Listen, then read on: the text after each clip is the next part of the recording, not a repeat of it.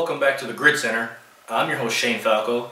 I've been away for quite a while. Unfortunately, it's been a season that didn't go the way I had expected with a lot of things, but here I'm back. I'm not going to recap any kind of games or anything like that. Most people know what's happened, a lot of the games and the stories and scores and whatnot. So this edition is all about updating people who are in the running for our Heisman. Although it's not known as the Heisman, we're calling it the Hunkie Cooper for individual excellence on the field. This award is based primarily off stats and whatnot. Some of it has to do with team performance and leadership and whatever, but again, a lot of it's individual performance on the field.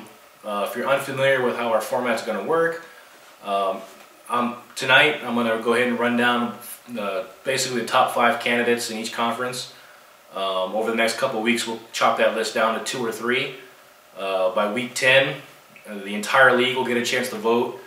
Ballot sheets will be issued to captains, and it'll be on the forum as well.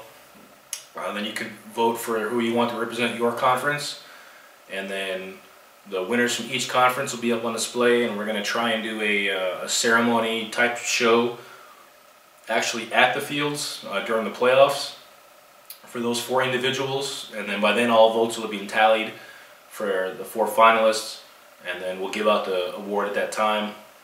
It's a pretty nice trophy, so it should be a pretty exciting thing. The candidates will be listed, that I read off here in this episode will not be in any particular order. Just going to go by, with their stats and whatnot. It's not by where they stand. There'll be a couple of guys I might mention in each conference who are on the bubble. Those guys who are on the bubble will have a chance, obviously, to sneak in there over the next couple games, and people can fall out and whatnot. But for the most part, the list is pretty much down to these like semi-finalists, I guess you could say. So without further ado, I'm going to go ahead and just go down conference by conference. We'll start with the SEC. Got a guy on the bubble in this conference who's Big Worm from HD. Want to give him some recognition for having an outstanding season.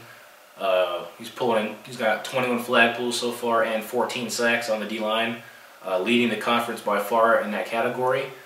And if he has a pretty outstanding finish of the season, he could go after Tweezy's record, but it's not likely he gets that record. But if he gets anywhere near there, there's a real good chance he could steal this award away, depending on what some of the offensive players do. But again, I want to give shouts out to Big Worm, and probably right now the favorite for the SEC Defensive Player of the Year. The other candidates, going off numbers and whatnot, and this has been kind of a consensus agreement throughout the staff. Reading the numbers and whatnot, and looking at a lot of aspects. We've pretty much all come to an agreement that these guys are all like top 5 worthy.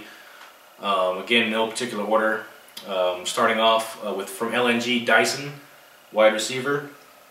So far he's got 21 catches, 331 yards receiving, 7 touchdowns. He's also carried the ball 7 times for 125 yards and a touchdown, and he's caught a 2-point conversion. He's having a very good season at receiver.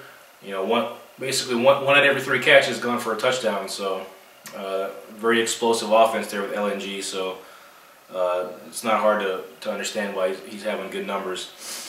Steve from Sick With It. Passing wise, he's 14 of 23 for 234 yards, 4 touchdowns, and 1 interception thrown. He's also got 15 catches for 210 yards and 3 touchdowns. And he's also carried the ball 9 times for 145 yards and another touchdown. Also for 2 extra points and 1 2-point conversion. Steve's a do-it-all kind of guy, playing all different spots wherever they need him. Quarterback, receiver, running the ball. Also plays on defense, so shout out to Steve there. Disco from DX. He's got 110 completions out of 154 attempts for 1,340 yards.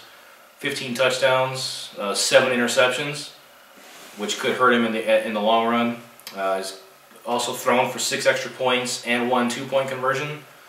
He's also carried the ball 32 times for 256 yards and 2 more touchdowns, along with 3 extra points.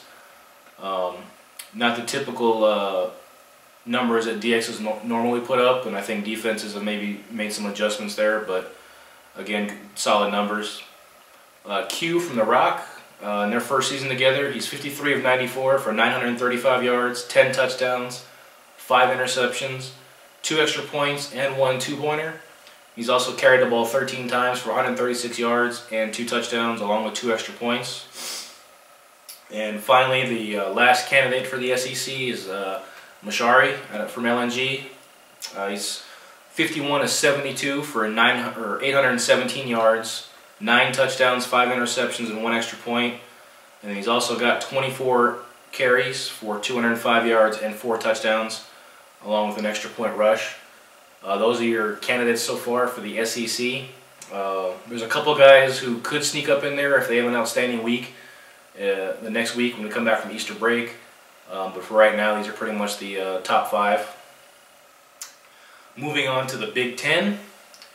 Again, in no particular order. And then there's a couple of bubble guys here and a couple guys that are could go either way. But let's see. We'll start with Obama from the Takers. Watching some of their games, you wouldn't think he'd make this list, but number-wise, I mean, he's 52 of 98 for 970 yards, 8 touchdowns, 6 interceptions, 3 extra points, and 1 two-point conversion thrown. And then he's also got 31 rushes for 408 yards and 5 touchdowns, along with an extra point. And then he's also got 4 interceptions on defense, which is tied for second in the conference. Prentice from UFB, wide receiver, 29 catches for 440 yards. Both of those lead the conference. 5 touchdowns. He's also caught an extra point. And then on defense, he's also got 14 flag pulls with 3 interceptions. A guy here who could easily be on the bubble, easily fall off with the injury to their quarterback, but a guy who does it all. Avant from Fury. Right now he's got 21 catches for 405 yards and 6 touchdowns. He's also got 5 carries for 45 yards. And then on defense he's got 15 flag pulls, 5 sacks, and 2 interceptions. He's an all-purpose player for Fury. Depending on what happens with their quarterback situation with Bo being out, his numbers may take a hit or they may increase. I'm not sure.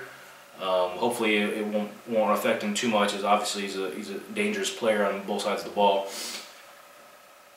Zach from the Bulldogs, he's been 83 for 135 to this point, 1,204 yards, 16 touchdowns with 4 interceptions, 4 extra points thrown, and 1 two-pointer. He's also got 35 carries for 382 yards, 4 touchdowns, 3 extra points, and or 3 two-pointers ran in, I'm sorry. He's running 3 two-point conversions. And then we got Witt from UFB. 103 completions for 139 attempts, 1,225 yards, 16 touchdowns, 7 interceptions, 4 extra points, and 1 two-pointer thrown. And then he's also got 20 receiving yards, along with 21 carries for 315 yards, 3 touchdowns, and 1 two-pointer. And then he's tied for third in the conference with 17 flag pulls. On the bubble right now, numbers-wise would be very solid, other than the fact that he's got high interceptions, which is obviously kept him out of was going to keep him out of the top 5. But we got Penny from Franchise, 52 for 98 for 852 yards, 7 touchdowns, but the 11 interceptions again is bad, with the 6 extra points. And then his rushing totals are what really help him out. He's got 1 catch for 5 yards, and then 32 rushes for 437 yards and 4 touchdowns. So yardage-wise, and he's been in there, but just the interceptions keep him out of the top 5 right now. If he ends up with an explosive last couple weeks, he could obviously jump up if there's no more turnovers. But to this point right now, he's gonna stay on the honorable mention list. That rounds out the Big Ten semi-finalists, so to speak.